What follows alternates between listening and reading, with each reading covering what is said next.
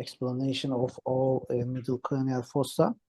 And will we take the question for now or end of the session, Professor Ahmed? If we have time, we can take some questions for 5 minutes. I think it will be good.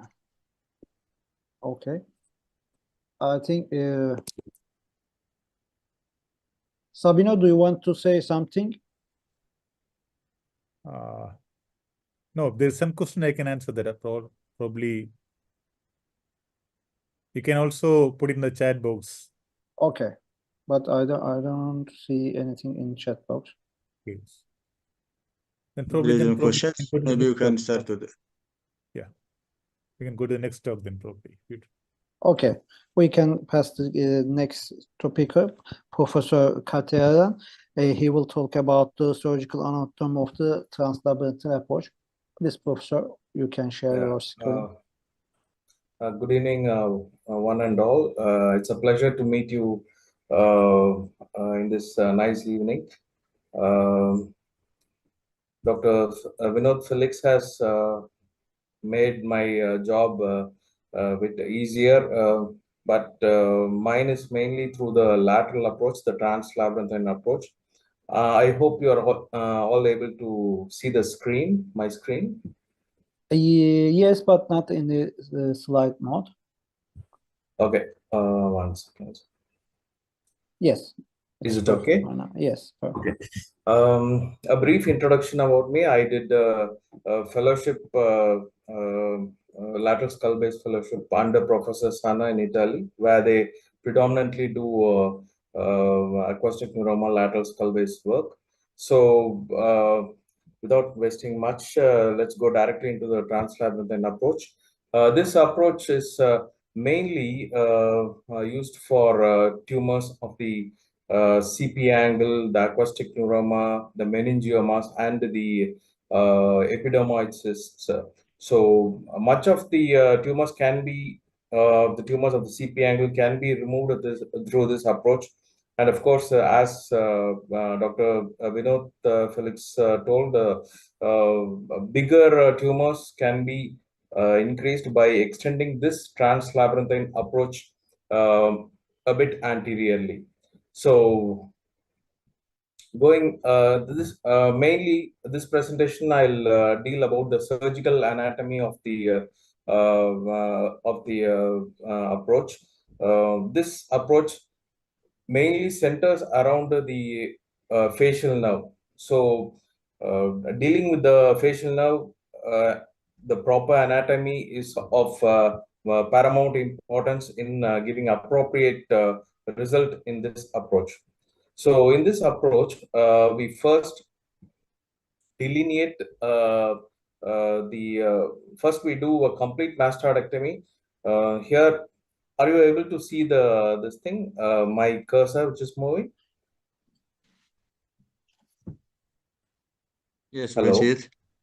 Yeah, this is the left side here, where the middle cranial fossa, the sigmoid sinus, and this is the anterior, and this is the posterior. Here you can see the canal wall is intact, and the facial nerve is being delineated, and the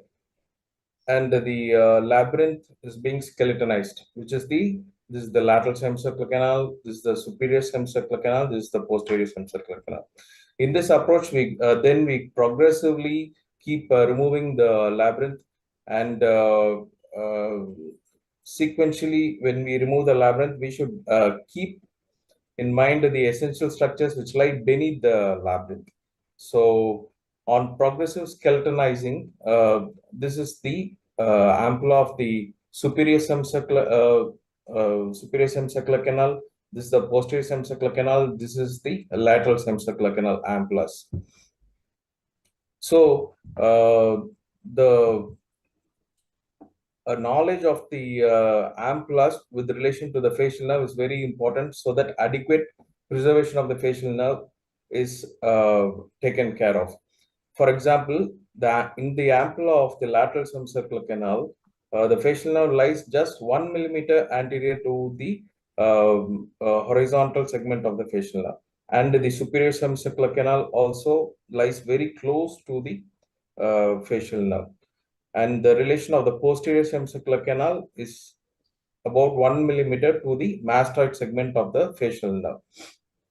And one thing we have to be careful is that sometimes while removing the tumor, the jugular bulb might become very high. In that case, we should be very careful not to injure the jugular bulb. If in case we encounter a jugular bulb which is very high, we can just compress the jugular bulb with the help of bone wax so that it stays away from the operating field. It is very important that we don't injure the jugular bulb, because any injury might lead to improper bloody field, and the procedure might take delay due to these things. And on progressive skeletonization, you create a trough between the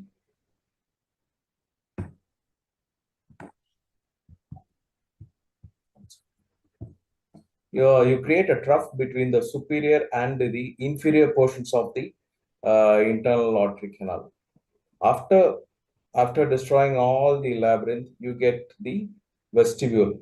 All the semicircular canals converge into the vestibule. You create progressive troughs above and below the vestibule.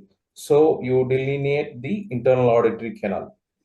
When we in the inferior portion, you get the cochlear aqueduct. The cochlear aqueduct is important in that when we decompress that, the CSF will become, when we open it, the CSF will become will gush out, so that we decompress and we create a field so that there is not much buoyancy of the CSF, so that working in the field will be easier. And also anterior to the cochlear aqueduct is the lower cranial nerves. So this forms the anterior limit of the this thing approach, translabrynthine approach. Here you can see the internal auditory canal being delineated. And this is on progressively removing everything, the superior and the inferior troughs.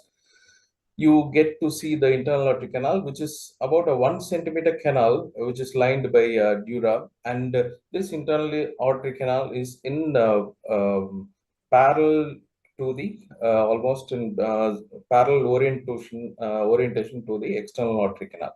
So this is the dura of the internal aortic canal. Here you can see the horizontal crest, which divides the internal aortic canal into superior and inferior compartments. Like Dr. Vinod told, this is the superior ampullary nerve, which is the continuation of the superior vestibular nerve. This plays an important role in preventing the injury to the facial nerve, which lies beneath. So on progressive skeletonization, here you can see the superior vestibular nerve, the superior ampullary nerve, the vestibule, the inferior vestibular nerve, and at the level of the fundus levels.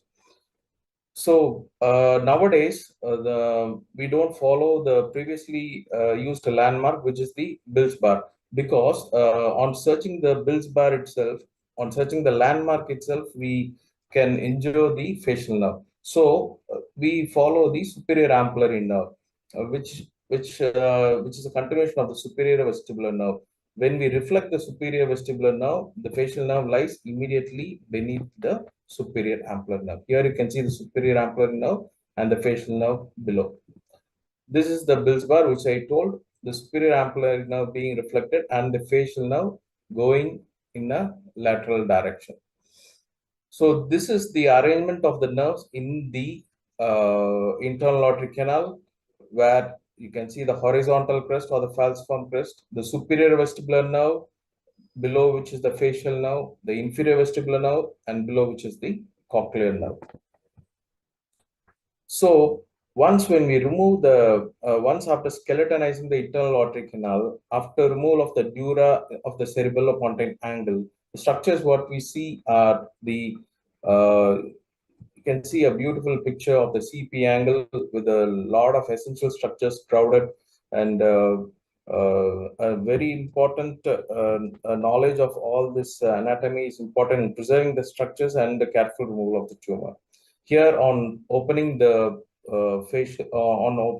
this dura, what you see immediately is the very thick nerve, which is the trigeminal nerve, and the artery, which is in close association with the trigeminal nerve, is the superior cerebellar artery, which is a branch of the basilar artery, and the acousticofacial bundle right in front of you. The facial nerve lies behind the acousticofacial bundle, and the artery which lies in close relation with the acousticofacial bundle is the anterior-inferior cerebellar artery, which is a branch of the basilar artery again. And going below, if we widen the approach, we can encounter the lower cranial nerves, the 9th, 10th, 11th complex, along with the postero-inferior cerebellar artery, which is a branch of the vertebral artery. So these are other pictures, what you can see, the acousticofacial bundle. And this is when we go, depending on the size of the tumor, you can widen the approach in the translabrynthine approach. So this is another picture.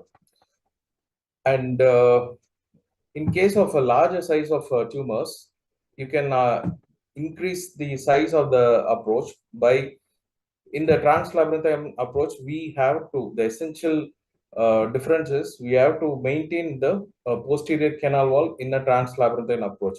But if you want to widen the approach, there is an approach called transcochlear, where we remove the posterior meatal wall, and very large anterior reaching tumors can be removed by this kind of by extending this approach, is the transcochlear approach.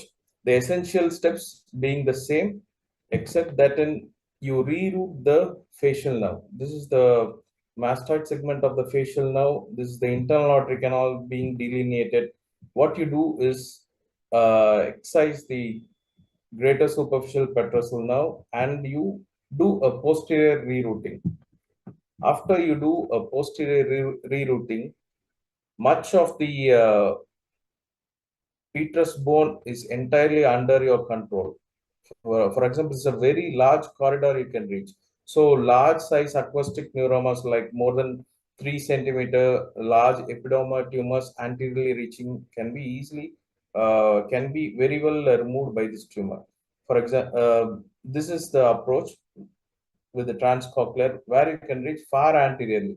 As Dr. Vinod sir told, you can reach the basilar artery as well as the clivus. Far anterior reaching tumors can be removed with this approach. First, you have to take control of the internal carotid artery, and after that, you can go far anteriorly, and any size of the tumor can be removed with this approach. So this is in brief about the surgical anatomy, which we have to know, and any surgery is about anatomy. So an essential knowledge of the anatomy is very important in proper removal of the surgical pathology. Thank you. Thank you for giving me the opportunity. And any questions I would like to, any doubts, any questions I would like to answer. I think there is no question in the chat box. Any question from the audience? Okay. Professor Thank Sabino. you. Thank you so much. I was not able to unmute me. Thank you so much. Just a couple of comments, and I have questions to my colleagues. And congratulations for the wonderful presentation. I do believe that trans-petrous approaches are still a land for neurosurgery and for neurosurgical and auto-neurosurgical arguments. So what do you think about? In my experience, I always the best way to increase the exposure at the infralabyrinthine area, it's always, in my idea necessary to sacrifice and to cut and coagulate the endolymphatic sac. Otherwise, you cannot retract the dura and you cannot expose the Troutman triangle in the pre-sigmoid dura. What do you think about? Do you have experience in coagulating and sacrifice the endolymphatic sac? This is a trick for young neurosurgeon because it's the only way to fully expose the infralabyrinthine area and also the jugular bulb. And if you see very well the apex of the jugular bulb, you decrease the possibility to, damage the jugular bulb, especially in those cases where the jugular bulb is very, very high. That could be even sometimes a relative contraindication to translab approach and transpetros approach. Do you have any experience? Yes, sir. Like if there is a very high jugular bulb, most of the high jugular bulbs can be decompressed with the help of this thing. You have to unroof the jugular bulb. You have to skeletonize the jugular bulb, and you have to, with the help of a bone wax, sequentially compress so that it goes away from your field. And one case where you would where it is contraindicated beforehand itself is the if the pathology is in the dominant jugular bulb, then you might have to be very careful about that one, dealing with the sigmoid sinus of that area.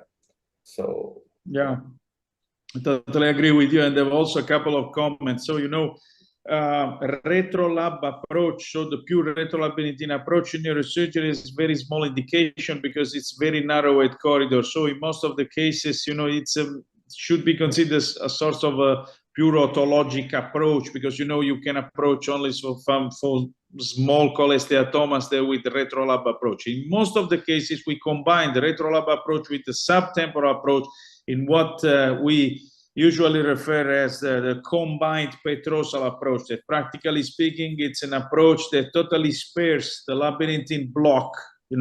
So it's the patient will not lose the hearing. And this kind of approach is very useful, especially for petroclival junction pathology, especially for petroclival junction meningioma in most of the cases, and some also aneurysm. And another consideration about the transcochlear approach. Transcochlear approach is a beautiful approach. It's a maximization of the exposure, but you have to pay the price always, not only about the deafness, because, you destroy everything, you destroy the labyrinth, but also when we talk about rerouting of the facial nerve in the both, especially transotic approach, is not different concept. In the pure transcochlear approach, for sure you pay the price of losing the facial nerve. Why?